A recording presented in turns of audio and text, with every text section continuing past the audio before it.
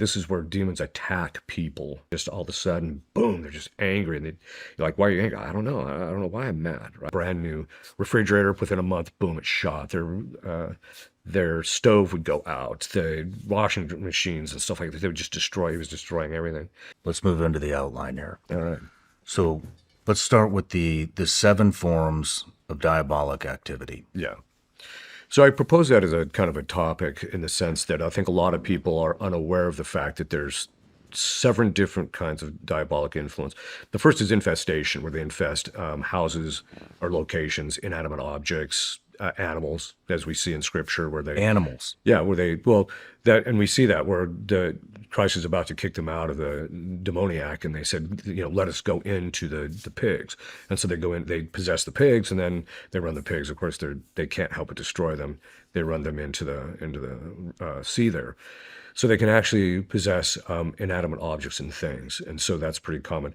Not a whole lot, but a fair amount of my work is actually going and cleaning up places where evil things have occurred and the demons have gotten their foot in the door. And so we have to, exorcise the place and clean it out. So there's a fair amount of that we actually have to do. And then the next one is ordinary diabolic influence. This is what everybody suffers. It's ordinary temptation. And the primary way that they tempt us is by putting stuff in our imaginations. So they'll put not just the image, but they can also put the perspective on the image. So an example I often use is, a wife wants to make her husband breakfast in bed because it's his birthday.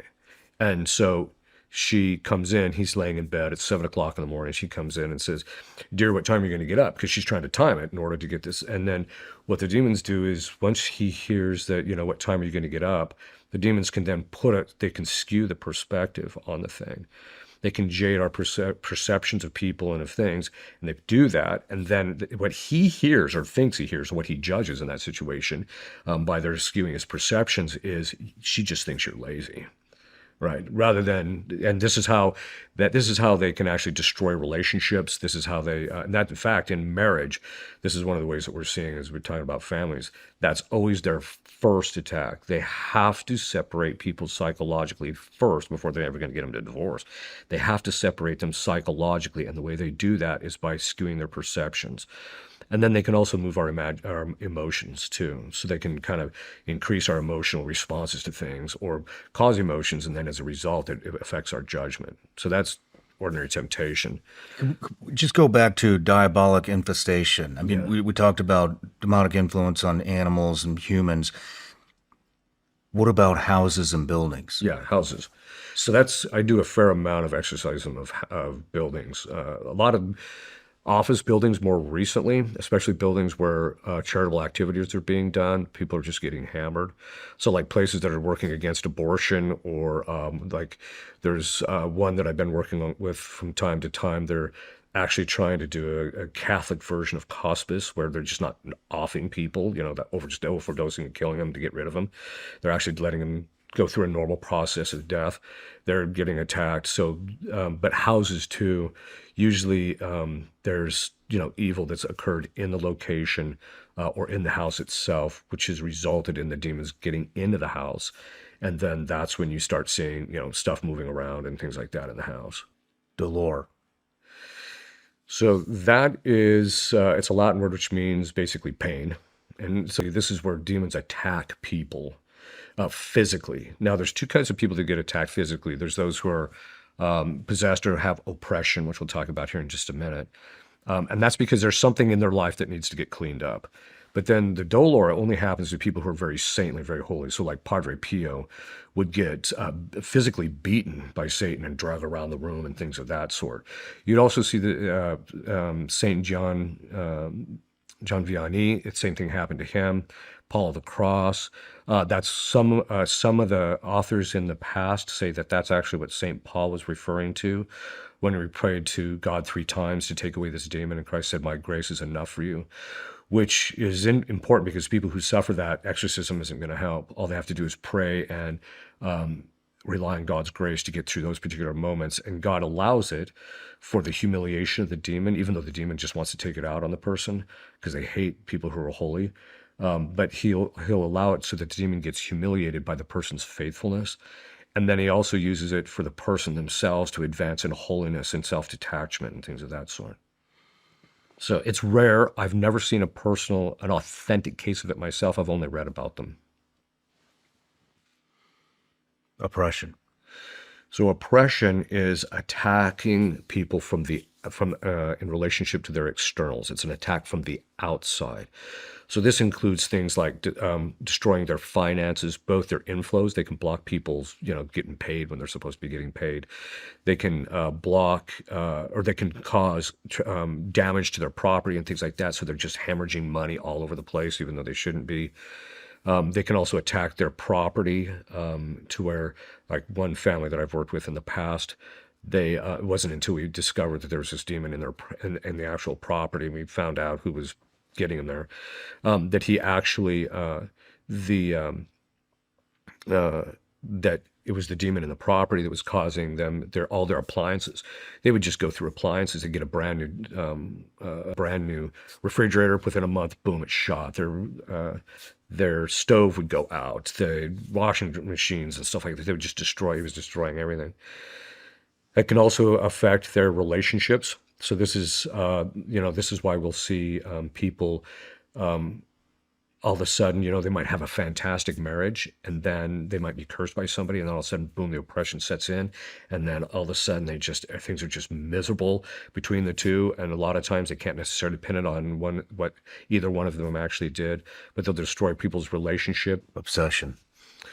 So obsession is when they attack our interior faculties, specifically the imagination and emotions again. But unlike ordinary temptation, this is extraordinary, where it's very powerful and very strong. And the pattern that you'll tend to see with that is the person it'll just switch on and it just switches off. If it's a psychological condition, it will tend to be it'll switch on because something external happens and the person just reacts to it.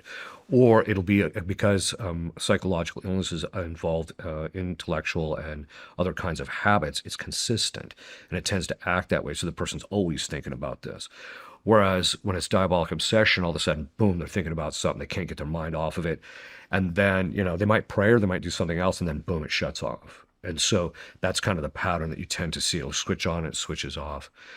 But it's the demon sees the person's imagination and they can't think outside the box. It's like they get tunnel vision and everything they see is seen in that light. Then they can also move people's emotions independently of what's in our imagination, because the way we're designed psychologically is our emotions are moved by the perspective of the image that we have in our imagination. So, for example, in a guy's first marriage, his perspective on his wife is she's lovable, she's nice, she's kind to me. It's a good perspective, right? She's just, look, she brought me my beer, she's such a great wife, etc. 10 years later, after they've had a lot of knockdown, drag-out fights, the perspective, she hasn't changed, but the perspective has changed. And so he has a different emotional reaction when she walks into the room.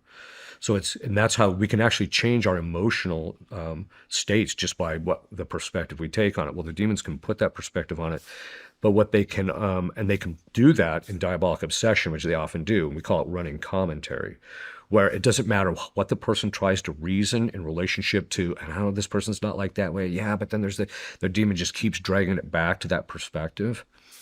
But the other thing is they can move the emotions without anything in the imagination. So a person just all of a sudden, boom, they're just angry. And you're like, why are you angry? I don't know. I don't know why I'm mad, right? And then it shuts off just as quickly. So sometimes like you pray over people who are diabolically obsessed. When you pray over them, all of a sudden they feel this lifting of that perspective and that emotional state. They just feel it lift. And then they seem liberated. And then eventually it'll kind of set back in. In most cases, once in a while, it'll stop altogether. But how entrenched the obsession is or how strong it is going to determine how long of a period of lucidity they're going to have. So if you pray over them and then, for a half a day, they're like, man, I feel great. I'm not thinking about this anymore, and they can engage in normal things. And then it starts to slowly slip back in. Well, then that tells you it's pretty strong. Whereas if it goes a week or two and then it sits back in, then that means it's pretty light. And you just have to do certain things to to get it blown out. Does that mean it leaves and comes back, or is it still in there? So the way obsession works is that there's what they call a period of crisis and a period of lucidity. So once a person is diabolically obsessed, unless they do specific spiritual things to get rid of it, it's going to persist where they're going to go through periods of crisis where they're obsessing about these particular things. They can't get their mind off. It can be anger or fear, or it can be anything, self-loathing. It can be all sorts of things. Or even, that's why self-hatred, I tell people, look, that's what demons do. You got to stop it. But then there's also, then they go through a period of lucidity where they might have a day or two where they feel fine again and they seem okay, and then it sets back in. And so that's the general pattern you're going to see. The longer it goes on, they're going to spiral downwards, and it's going to get worse and worse and worse. And eventually it gets to the point where they don't have hardly any periods of lucidity. And it's usually at that point that the demons will drive them to do something in that obsession.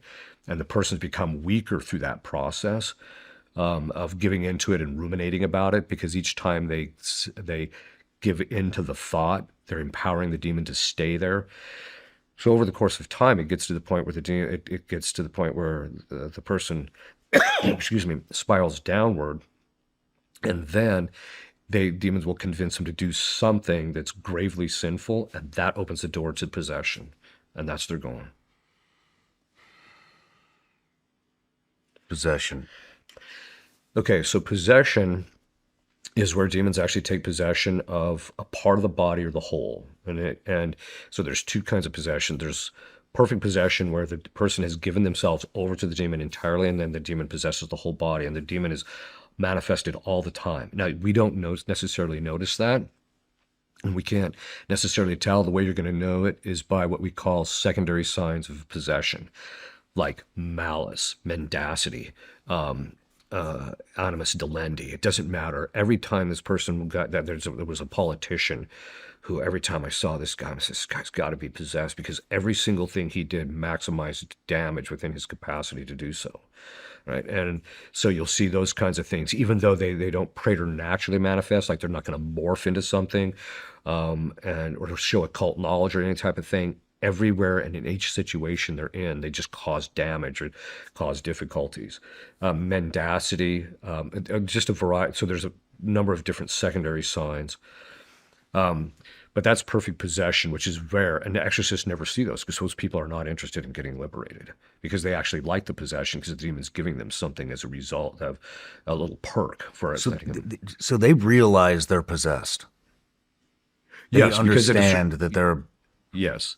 They know, because at a certain point he reveals himself to him and says, if you give me possession, or give me your soul, or whatever the case is, then I will give you X in return for it.